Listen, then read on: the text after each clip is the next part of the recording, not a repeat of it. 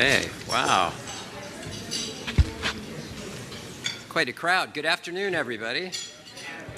And happy Diwali. Happy Diwali to everyone.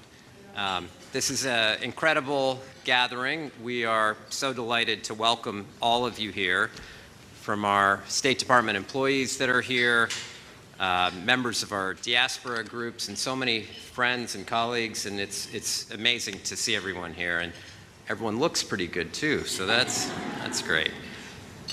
For those of us who observe Diwali, this festival is so much more than just a holiday. It is an integral part of our identities, a powerful tradition that carries deep personal meaning and unites families and friends over shared memories, shared experiences, and shared emotions. For myself, I can remember my own family, my mother and father, telling me about their experiences of celebrating Diwali in Punjab, in Jalandhar, and the lights and the great sweets and the community that came together. I'm reminded of my own family's upbringing in Johnstown, Pennsylvania, where we also celebrated Diwali, enjoying traditional customs in this small town that welcomed us with sweets and colors and so much more. People have said, you know, there's Keeping Up with the Kardashians, and you had the jalebis of Johnstown. So I am also reminded of all the Diwali celebrations our mission in India organized each year when I served as ambassador in India. From New Delhi to Mumbai to Kolkata to Chennai to Hyderabad, every Diwali was unique, not just for the beautiful diyas and rangolis and marigold adornments, but also, again, for the incredible sense of community and togetherness that the festival fostered. And it's in this spirit that we also think about observing communities in so many other countries as well: Nepal, Bangladesh, Sri Lanka, Singapore, Malaysia, Mauritius, Fiji, Guyana, Trinidad, and Tobago. So we're celebrating this Diwali with great splendor, bringing so many different communities together with this irresistible aroma of sweets and savories that fills the air. There are so many other manifestations of Diwali, but I want to make sure we introduce the Secretary of State here so that he can share a few words. So I just want you to know how lucky we are to have this leader of the department at this particular time. And let me just say, from personal experience, I know this is someone who knows what it's like to celebrate great South Asian customs and traditions with big events and music and sweets. When I was serving as ambassador and the then Deputy Secretary of State was coming to visit, it was a big deal. We went to the airport to pick him up. It was early in the evening, and I said, "We're taking you to your first meeting." He said, "Great." He said, "Where is the first meeting?" I said, "We are taking you to an Indian wedding." He said, "That's interesting. Why would you take me to an Indian wedding?" I said, "Well, one of the people you wanted to meet was the finance minister. It turns out his daughter is getting married this evening, and he asked that you come to the wedding." And so we show up to the wedding. We come up. There are literally thousands of people there. There's a lot of lights. There's a lot of sweets. There's a lot of festivities. We go up on stage. We greet the bride and groom. Of course, neither of us had ever met the bride and groom before. And there is the finance minister who pulls the Deputy Secretary of State to the side, and they hold a 10-minute bilat on the stage adjacent to the wedding celebration. So this is someone who knows how to celebrate at the appropriate time. That's the kind of leader he is: inclusive, empathetic, and determined. And it now gives me great pleasure to introduce my boss and our nation's top diplomat, Secretary Blinken.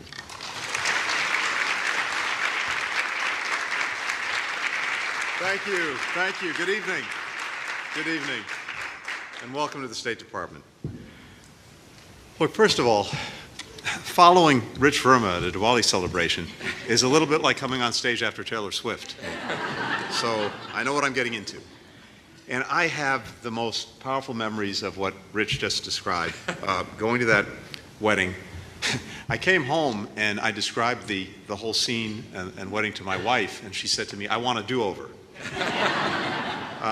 But it was an extraordinary occasion in so many ways, but it also captured the extraordinary warmth, the sense of family, the sense of community that is also so inherent to this remarkable celebration.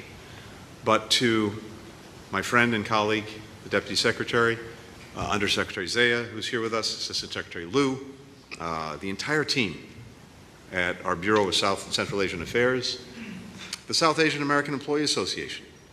Thank you, thank you, thank you for organizing this wonderful celebration.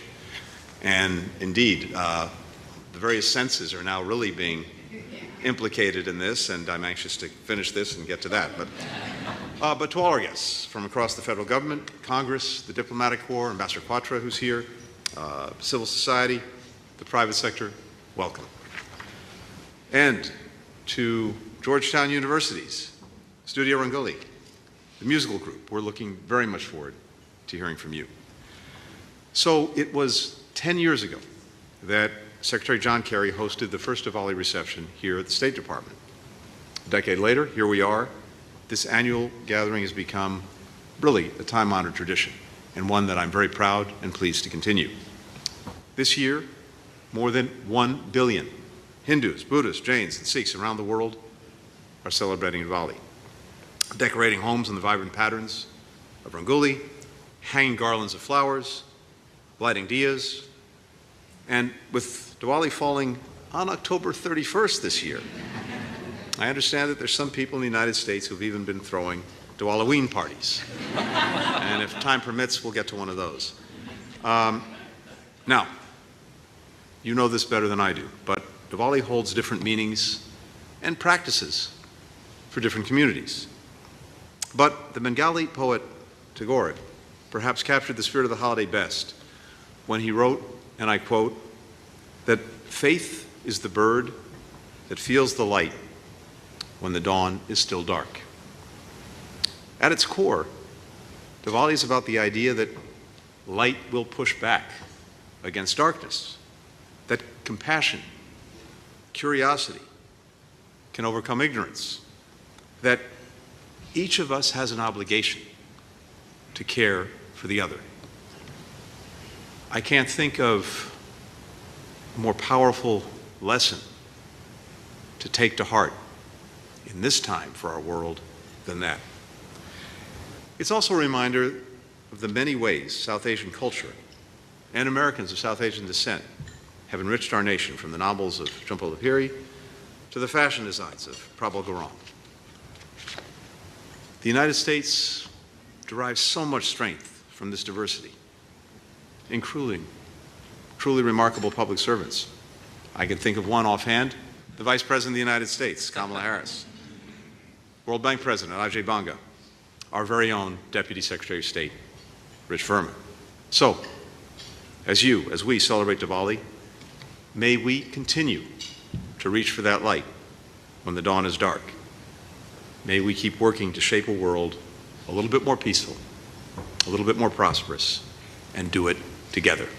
Thank you, and happy Diwali.